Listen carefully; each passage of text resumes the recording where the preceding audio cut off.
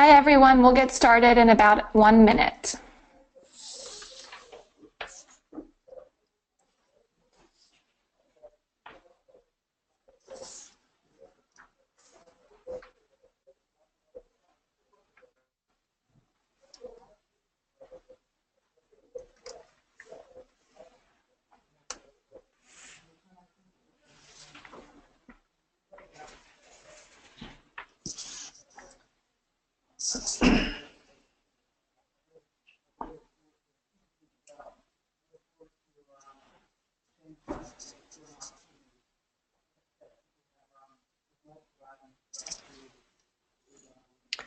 Alrighty, we're going to go ahead and get started today. My name is Lauren Berggren and I'm an account manager here at RunSignUp. Today, Bob Bickle, our founder and CEO, will be presenting RaceDay photos today, our 301 class as part of our new endurance event education webinar series.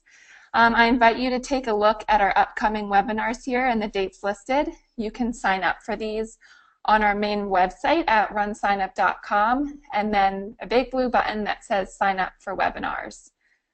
I invite you to just listen. You don't have to take any notes. You will be getting a recording of this presentation sent to your email after it is over. You will also be getting an email full of best practices and some helpful tips and tricks regarding race day photos. So thank you very much, and here is Bob. Thanks a lot, Lauren. Also, thanks to Megan and Johanna for putting this webinar series together. One of the things we're trying to do is provide kind of educational types of resources to the endurance community. So, that's cool. Race day photos. So I have really wanted to do something with photos. We have for quite a while. There's actually a patent troll that claimed to have patents on aligning photos with bib numbers and times, and that suit actually got settled about a year ago. So we put this on our task list to do. It's actually a very big project and has a lot of technical challenges because of the way that we're deploying this. So basically, the service is going to be deployed as mostly free. I'll tell you what the costs are going to be are really only around if people are going to be texting the photos around, because that costs us a fair amount of money. But mostly what we're trying to do is make this free for people. So let me go through the basic overview architecture here, and then we'll kind of get into a demo of it. So the idea is that we want to offer a way for people to upload photos directly, and we're going to be storing those photos. And then there's, when those photos are uploaded, there's several things that happen with those photos. One is that we get a bunch of metadata off of them. So what's the race number? What's the event? Is it the 5K or the 10K or the half marathon? The date, the time that is associated with the photo, the bib number if we can do it, and things like that. And what we also do is we create different versions of the photo. We create a thumbnail version of the photo and store that away. And then we take like a kind of a medium-sized image, the type of image that you'd see on a phone or like a regular web browser, so that it displays quickly as well as the original. And what we do today to tag the photo is we utilize a service called Google Vision. And basically we throw the photo over to Google Vision. Google Vision looks for numbers and sends those numbers back, and then we align those as bib numbers. And I'll show some of that stuff. We also have the ability to do time offset. I'll show that. So that's pretty cool. You can also manually tag the photos yourselves. Pretty soon, we're going to open up crowdsourcing, so that means that people can tag their own photos that are users in your race. And Mechanical Turk is a service that Amazon offers where basically you send off a job to people somewhere in the world and they tag photos at a really cheap price. And then once we have all that information, then we have different ways to display that. And we want to integrate that with participant information so people would start seeing that in their profiles and things like that. And you'd also start seeing it in results. So there's a variety of different viewing technologies that we're offering. So a number of different views that I'll show you, and some more that are coming. And we're also offering things like watermarking, social sharing, and integration into the results system, which I'll show.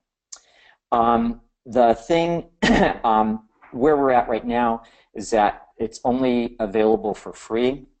You can obviously put sponsor logos and things like that on it, but right now it's for free. Pretty soon we're going to be offering some what we call paywall types of options. So people might be able to buy for $10 access to all the photos, like as they're registering for your race or something like that. Or we'll probably do integration with somebody like Cafe Press so that people would have the ability to purchase a hard copy photo and things like that. But kind of the idea of this platform, if you look at it, is to make it an open platform.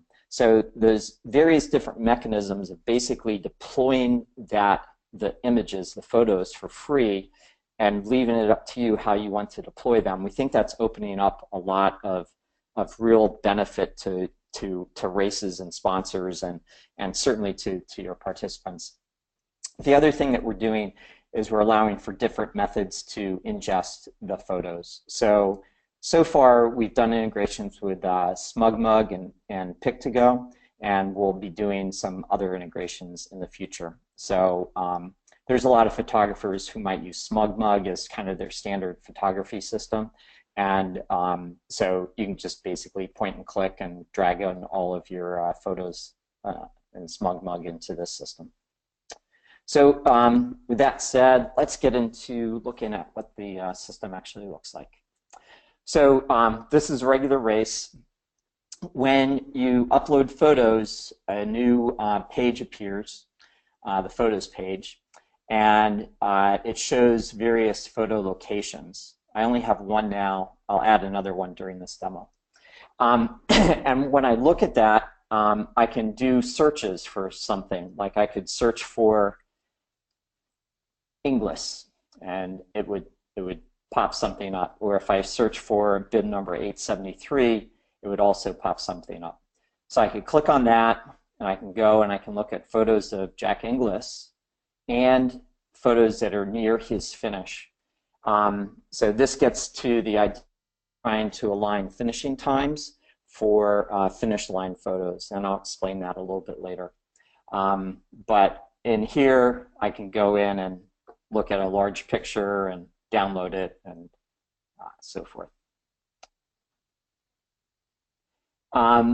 It's also integrated with results. So if we go into results here and we click on one of these people and we click on view photos, oh, we don't have a photo of him. Nice. Good demo, Bob. I think we have a photo of this guy. View photos. This results interface is actually going to get totally reworked, and what will happen is that photos will start appearing on the individual results pages. So here's a couple of photos of bid number 807. What I'm showing here is photos that Google automatically tagged, and so we'll look at that a little bit more here in a minute. So that's basically what runners are going to be able to see, and spectators and so forth are going to be able to see on the website. That's what gets displayed automatically. On the back end, this is in your race dashboard. There's a couple things to set up. So one is photo access, make them public or private, and we're going to be adding a bunch of different options here for the paywall types of things. You can decide to apply a watermark or not.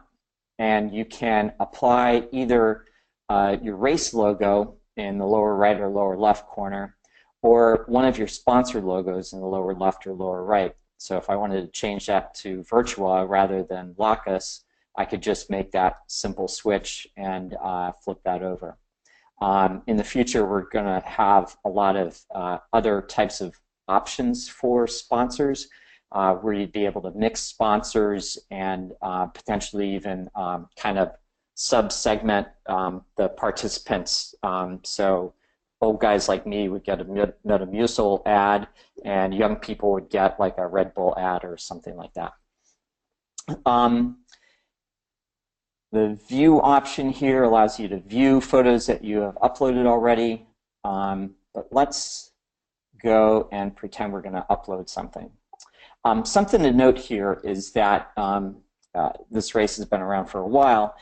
If you had photos from previous years, you could actually upload them and tag them. So it's pretty cool. And then you'd have at least bib search types of capabilities. And depending upon how you did those imports or whether people were registering within RunSignUp, if those people have the same user account in RunSignUp, they'd be able to see their pictures over a number of years. So we'll start to expose that more and more in the future, so that you as a race would be able to, for example, send out an email to promote your 2017 race and include a picture from the past 5 years of an individual and things like that. So there's a bunch of really cool stuff that we'll be able to do with this photo platform. Anyway, we have this concept of locations. So we kind of start with a default start line, finish line, but you can add other locations. So you can have a location of like pre-race, you could have a location of post-race, you could have a location of, you know, the 5K split, the 10K split, the 15K split. Whatever your definitions are, you can kind of name them whatever. This one is actually at the half-mile point, so I'll name it that. And now you can upload a set of photos. I could upload these from SmugMug as well. This is where the SmugMug integration is. But I'll load these off of my local file system, and I'm just going to go into the desktop here, and I've got a bunch of photos from Annie. I'm going to upload, let's see, I think I'll start around 450, and I'll go up to 465. Oops, hold on.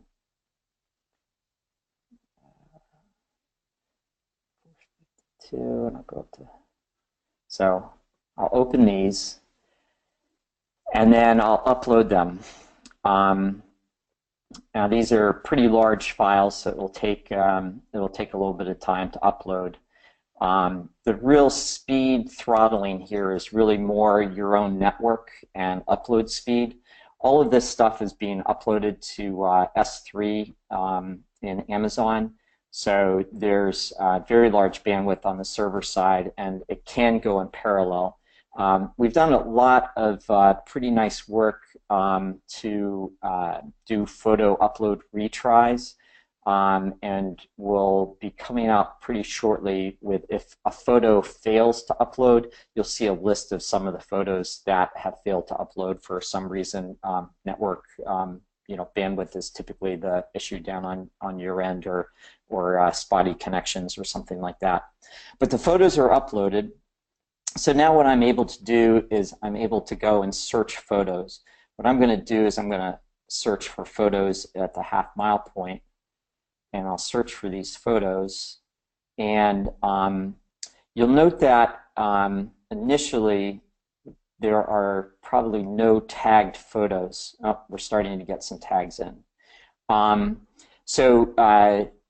It takes Google Vision a few minutes to get all the photos over, but this is pretty cool here, right? So you can see bib 1542, bib 873, 808, 607 have all been tagged here automatically by Google Vision. I hit that again, you'll probably see, oh yeah, a bunch more photos have been tagged. And that's actually our CTO, Steven Sigwart, wearing 378. Looks like he went out a little too fast. I think he finished around 10th in this race. And you see how they're tagged. Now you see there are issues with the bib tagging from Google Vision, right? It's tagging bib number 2, and there's no bib number 2 or 35, and that's just because Steven's arm has cut off this guy's first digit. So one of the things that we recommend doing with your photos is actually having your bibs done in such a way that you can kind of take care of them. So what we do is we have the ability to remove unassigned bib numbers, and we also have the ability to remove bib numbers not in a range. So I really like this idea that I think that everybody should have bibs that start at 1000, so there's 4 digits. So if my arm is partially in front of the number, I can still get an accurate read. So if it's only a 2-digit number, then it's dismissed because it's not a 4-digit number. Obviously, I didn't follow my own advice at the Scott Coffee race, but ignore me on that one. There's also this ability to remove frequent bib numbers. So sometimes what will happen is, like, you might have on the bib the 2016, great race or something, and it'll appear 2016. What you can come in here and do is just basically eliminate any 2016s that have been automatically tagged. So that's pretty cool capability there that really helps in the automation. Kind of where we see photos going is that they want to be as real-time as possible, as pervasive as possible. And the idea of this tagging as soon as possible really benefits everybody. And then once we release the ability for people to do tagging on their own, then it's going to become really easy to get tags done really basically for free. In the view, the other thing I forgot to show here is an advanced mode of viewing the photos. So in the advanced mode, what you're able to do is come in here and very quickly edit these. So like I know that bib 535 is in there, and I know bib 662 is in there.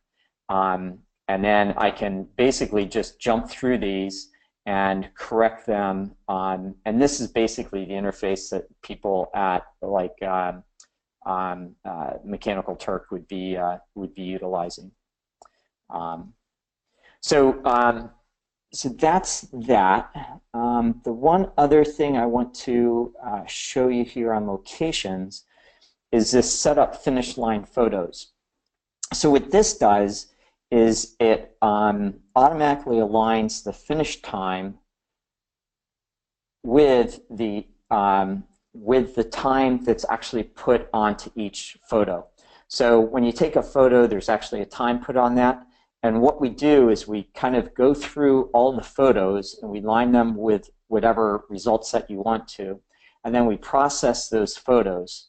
And it happens as quickly as that. So what we're doing is we're running some algorithms to basically determine the places and the times of day of each of the bibs that have been seen and correlate it to the times that we're getting off of that camera.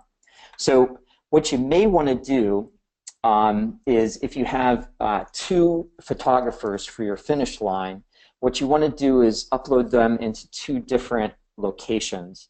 And the reason is that each of those cameras will have a different clock internally and will tag each photo separately, but they'll tag it on a consistent basis, right? So that means that everybody with one set of photos will get aligned, with one algorithm calculation, and everybody from the other camera would get aligned with a different calculation. And that's what we saw back here when we saw RaceDay photos, and we saw photos of pictures near you. And I think we saw that. A good example was Jack Inglis here, where we saw pictures of Jack and then pictures near you. This is an amazing picture. Google Vision picked up 873 on this. That's pretty amazing. It's not perfect, obviously, but the cool thing about it is that by relying upon Google Vision, they're continuing to invest and make this better and better and better. And so we and you just kind of benefit from that as it goes on. I think that's pretty much all I had to say. The product still is in beta. It's in beta because we still have to add a bunch of features like that paywall. Like the social sharing stuff doesn't come out until next week. We've got some improvements that we're doing on how some of these displays work and stuff that are coming next week. We want to do some stuff with how we do kind of CDN delivery, optimizing it. So if you have 10,000 photos and 100,000 people looking at them, it's really fast and optimized. It should really work for the basics though today, so you can kind of feel free to go ahead and start using it, and make it free so your runners aren't going to really complain about having free photo access. And feel free to play around with it. Give us your feedback, yeah, we should be. I'm thinking end of October is when we'll take that beta tag off of it. But we've had a number of races use it successfully, so I don't think it's something you need to worry about. All right. So questions. What questions have come in? Oh, I can see them. Okay, here we go.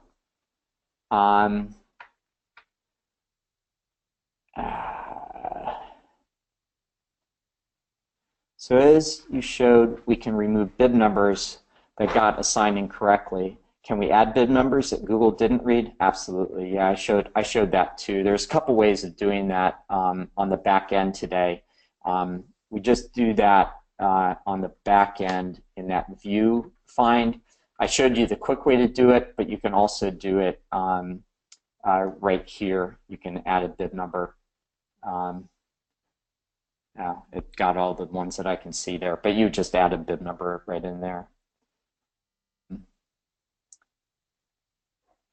How does this look on mobile devices? It looks beautiful, Michelle. Yeah, it's optimized for mobile. It's we use the same bootstrap mechanism for our websites as usual, so it looks really good. Yeah, it's going to be the social media integration gets released next week, and that's going to be nice. But what's going to be really cool is when we start to do that texting. It's probably going to cost probably about a nickel per image, and it might be an opportunity for you to line up sponsors to pay for that or something. But what's nice is that texting of images is something that people are just so used to in terms of sharing and so forth. So that'll be really nice. Hi, Bob. As a race photographer, I might have events where they're not using RunSignUp, God forbid, but I'd still like to use it for photo hosting. So right now, it's free during the beta period, Bob, and we're looking at that, and I'm thinking that it's going to be closer to free than anything. What we're talking about is basically kind of putting a wrapper on the dashboard and making it optimized for photographers. And just like we have partner websites and race websites and club websites, we're going to have a photographer website capability. And we'll probably charge a nominal fee for that, and that's really where it's going to be. So it's going to be, think of it as somewhat competitive to SmugMug's offering, and so it'll have to be priced in a similar type of range. But it's really optimized and really meant for, you know, endurance community where you're tying it to results and stuff like that. So we don't think that we're going to get too much abuse on that. But tell those races they should be using RunSignUp anyway. Why don't you have dual zone shooters sync their camera clocks so that the metadata is the same for the entire zone? You are perfectly willing to do that. So if you're advanced enough to have your dual zone shooters sync their camera clocks, then that's great. Just load them all into the same location. And you can do that from multiple computers. So like you and I could both be uploading to the finish line even though we were on separate computers. Will this have drop-down years like results has? So in the future, the link to photos for a race, yes, absolutely, Michelle. It will have drop-down years. I gave this a quick try on a recent event via the SmugMug integration. Only 9 photos were pulled into RSU. Tagging worked well in those 9. Any idea why only 9 photos out of the 1,500? Oh, you may have caught us. We had given Google Vision our payment information, but they hadn't switched us over from their trial account. And I think we had, like, I forget, maybe like, I don't know, 10,000 or 100,000 reads for free, but it ran out. And this is like just a couple of weeks ago. So that's probably what you ran into. Sorry about that. Do you anticipate any major changes in the next 6 months? There's going to be a lot of iteration here, but think of it as smaller iteration. Probably the 2 biggest features will be the payment wall and the ability to text out the photos. Will there be a link for this webinar? Absolutely, there's a link that will come to you afterwards. On the right-hand side of the race page photos section, there are images rotating. Oh, those are just, that's just sponsors. So if you go into your sponsor setup, you'll be able to do that.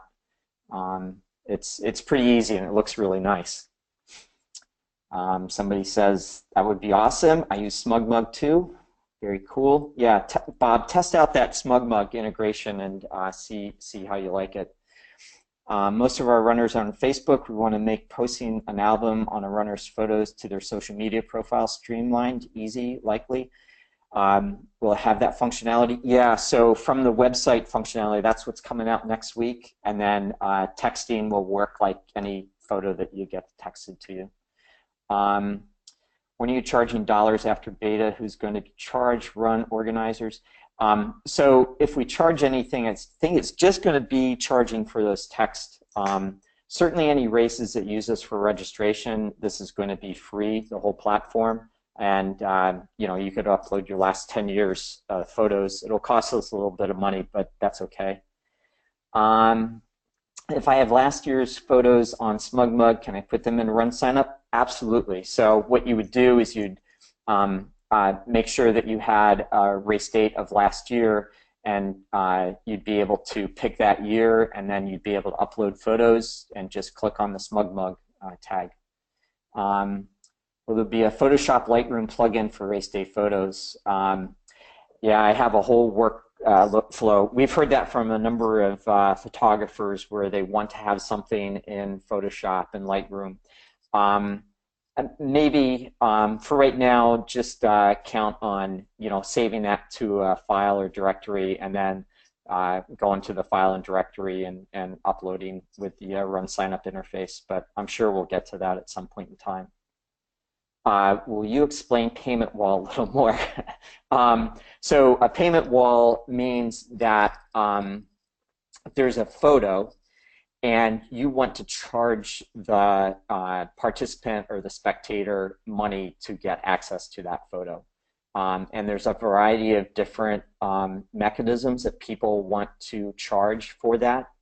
One is that they might give free access to watermarked and lower quality photos, but if you want a digital download, you might charge, well, some photo platforms will charge, 20 or 30 bucks for a digital download. So we'll be giving you that type of option. You'd be able to have the option to say things like all high quality photos, pay a single price of 10 bucks or something, and you'd have access to all non-watermarked, high quality photos. So that's what payment wall means. When will participant self-tagging be available in untagged photos? That should be available in October. Can we put race logo and sponsor logo on photos? Right now we only allow one watermark per photo. So just the Lacus here, but I understand you want the Lacus here and then you want the race photo over here. And we probably will be adding that. And that's probably an October, maybe November timeline on that one. I think I ran through all the questions. Yeah. All right. Well, I think that's it. Thanks a lot for attending. 30 minutes. Did I get it done okay, Lauren? Thanks. All right. Okay. Hey, this is a lot better than what I was doing earlier this week. Sitting in a deposition for Active's lawsuit. Yeah. All right. I'll see you guys later. Thanks.